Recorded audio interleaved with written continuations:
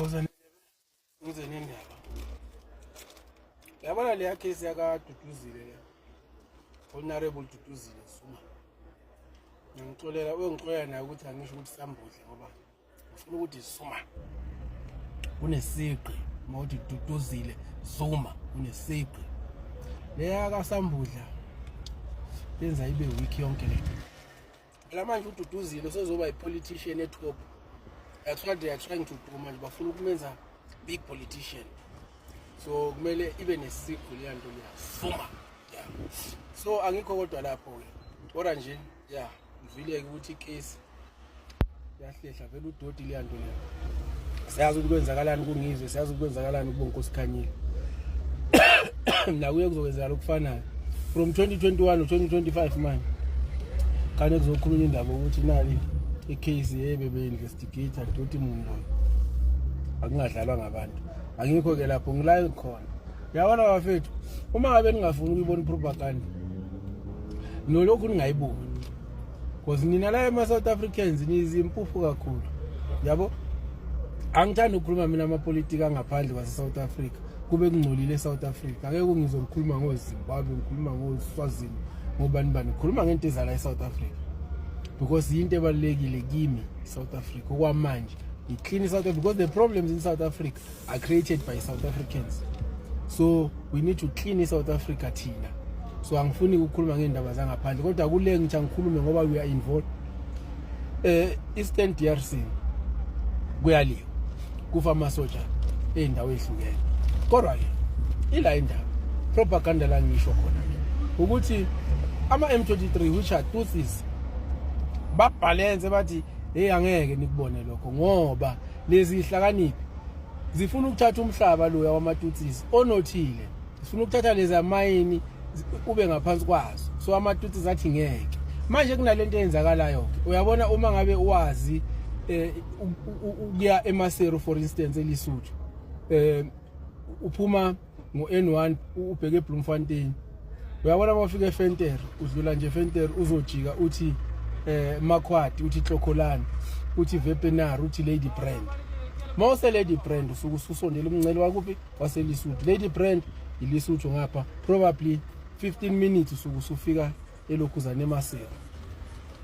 So uma ngabe kuthiwa sifuna ukuthatha umhlaba oseLady Brand thina as South Africans together ne government ngokuthi umhlaba oseLady Brand or Xokholani or Bloemfontein wherever it is in the Free State umhlaba lo unothile mhlambe ngokuthile unegesi unani nani sifuna ukuthatha siyolwisa la abesuthu ngoba behlala lapha yami abesuthu uma kwenzeka bebiza abafowabo abangale komngcele eMaseru ebese upresident wakhona ethi ya uzobasiza ukuthi balwe ngoba bakumi uyabo angiboni into wrong lapho senibona abantu sebebona ngathi uPaul Kagame there's anything wrong ngokuthi azosiza abantu bakuba ayikho into wrong ukuthi usupport ama M23 ayikho into wrong vele babaxhaphaza same thing that is happening in Palestine same thing that happened to us centuries ago besithathela umhlaba wethu bengena ngale ngaseCape. So ayikho into wrong ukuthi amatutsi alwe lapha ukuthi nje thina sitshelwa kuphela iqiniso ngoba there's always propaganda kuthiwa hey ama M23 rebels ama rebels kanjani besuka abantu wonke indawo bezohlupha bona lapha even uhulumeni uyababiza laba abantu abane interest kulawa mine okanye abantu abamayinayo kuleya country ukuthi abazosiza ngamasosha njengethi South Africa kunabantu abathili ikhule ethilela ezimayinayo lapha sikuthatha ingane zabantu kuthiwa ziyolwa lapha ziyolwa impi yosomabhizinisi abathile. So kumele ke ukuthi kuncethezeke phela ukuthi hayi no uwrong uPaul yini ekhuluma kanje ngoCyril kwasha kwacima ayikho leyo nto leyo uCyril uyayazi into eyenzayo uyayazi just like he did ngeNigeria uyazi ukuthi bahlanganisene nalomfana weOppenheim yabo. So thina asiboke siyeke ukuthi sifuna ukudefend into esingayazi yabona le nto eyenzeka lapha eDRC asingene asixhume asixhasi kule nto eyenzeka eDRC labantu abalwa lapha yana balwela ilungelo labo nabo according to them into eshiwo yibo lengishoyo akusiyo into ephuma kimi cha into eshiwo yibo ukuthi laba bafuna ukubaphuca ini umhlaba wabo loya onothile. So laba bakithi bayoncedisa ngaliphi ngoba nabo they are business people from this country who have interest in those mines.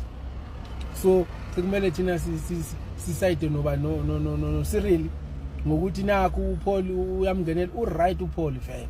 uPaul ulwisa yena igenge yangakubo njengoba ngichaza nje ngelisuthu nabesuthu abangapha eSouth Africa abangapha komncele ukuthi naye same thing happened okwathi ngenkathi ze-colonialism uma kuhlukaniswa imncele kwaba khona amatutsis asala ngapha, amanye amatutsis aseRwanda amanye ngapha east.